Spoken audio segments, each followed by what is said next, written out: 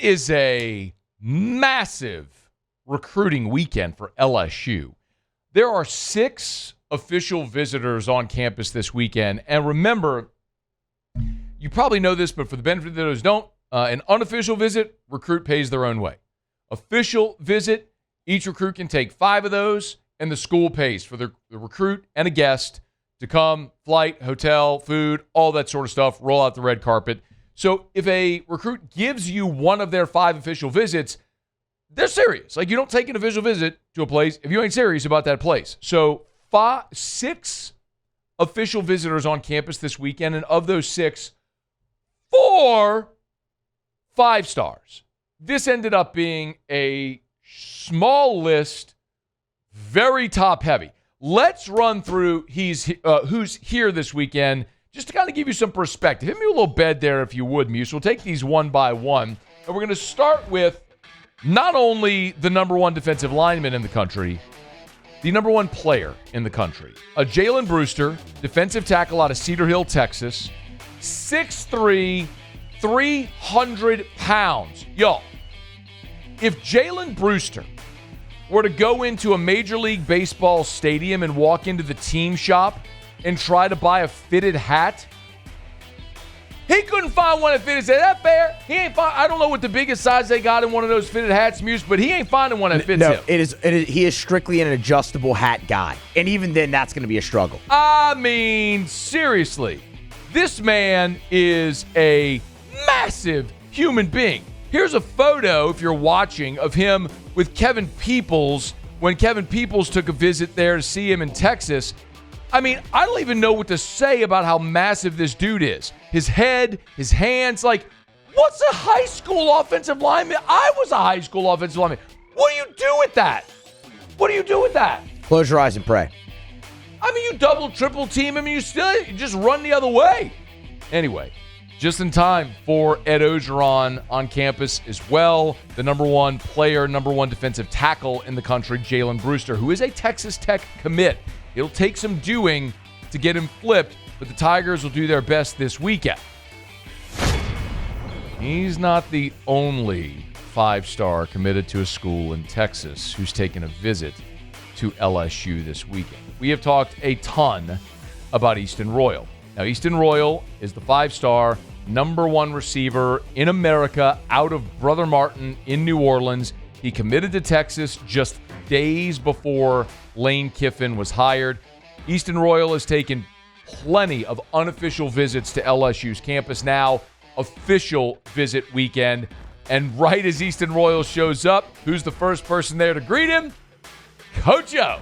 Great ties to the city of New Orleans, of course, the state of Louisiana. And there's Coach O with a photo with Easton Royal. I think it's so interesting, if you remember, during spring, Lane Kiffin talked about the receiver position in particular and how they recruited it via the portal.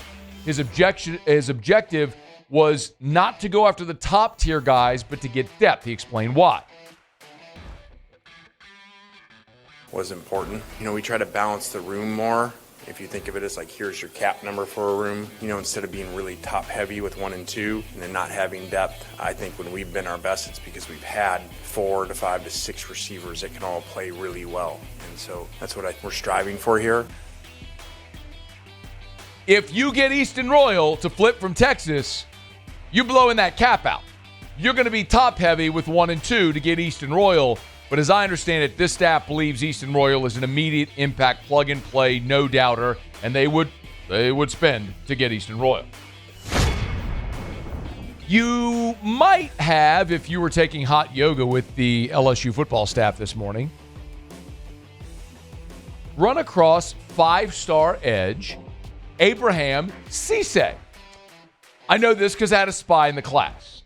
Shout out to Ribs Hewitt, our digital media manager here, who also teaches over at Evolve. And that's where all the LSU coaches go to do their hot yoga in the morning. And Abraham Sesay was there at the early morning class with Lucas. So with Sterling Lucas. So credit Abraham Sesay on his official visit when, I don't know, a lot of guys might want to see the sights, eat good meals. Your guy was up before dawn doing hot yoga with the rest of the LSU classes. Riv said that he was a lovely young guy, too. Actually, at one point, tried to slack a little, and she had to get on him, she said, just to make sure that he locked in. Sesay, 5-star edge. He's 6'5", 225. He's out of Pennsylvania. Thought to be a heavy Notre Dame lean, but has yet to commit anywhere.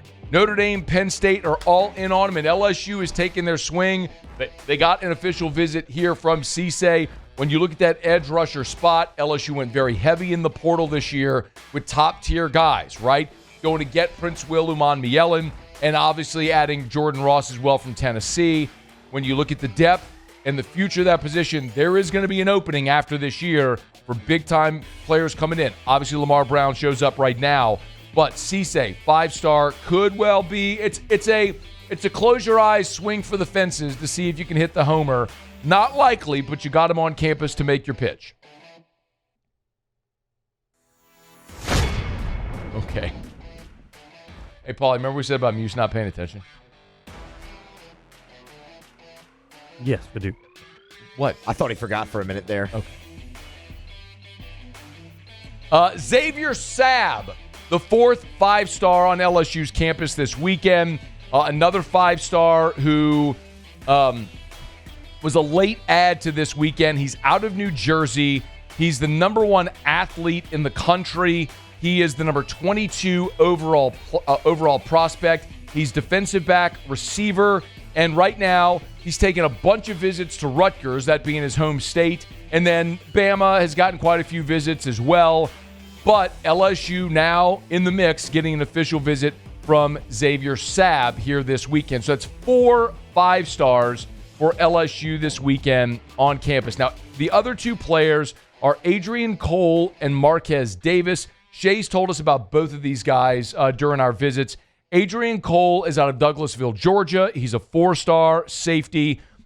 He is 6 foot, 190 pounds. He's the number 192 player nationally. And then you look at Markez Davis. He's a guy from Opelousas here in Louisiana. He's a 3-star, but you look at the profile, 6'3", 185 pounds. That reeks Corey Raymond. Give him a long, athletic corner that he can take that ball of clay and mold it into an elite-level player. Shea Dixon's given us the comp before of a guy like Mo Claiborne. Obviously not saying that Markez Davis is going to become a top 10 pick in the draft, but you talk about a long, athletic dude that you get into the system, mold, develop, and then maybe you hit on the upside there.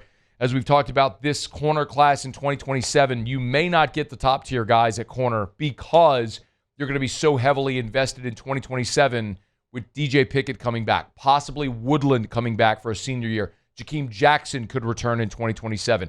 Haven Finney, Aiden Anding coming off of injury. You're going to be loaded at corner for 2027, so you may be looking for prospects that are going to come and stay and build. Remember, Lane Kiffin has talked about recruiting in high school and their approach in recruiting high school and how it's changed here in the NIL era. I challenge our guys to make sure we evaluate who they are really, really well. Who is the player as they're coming out of high school? What is their mindset? How competitive are they?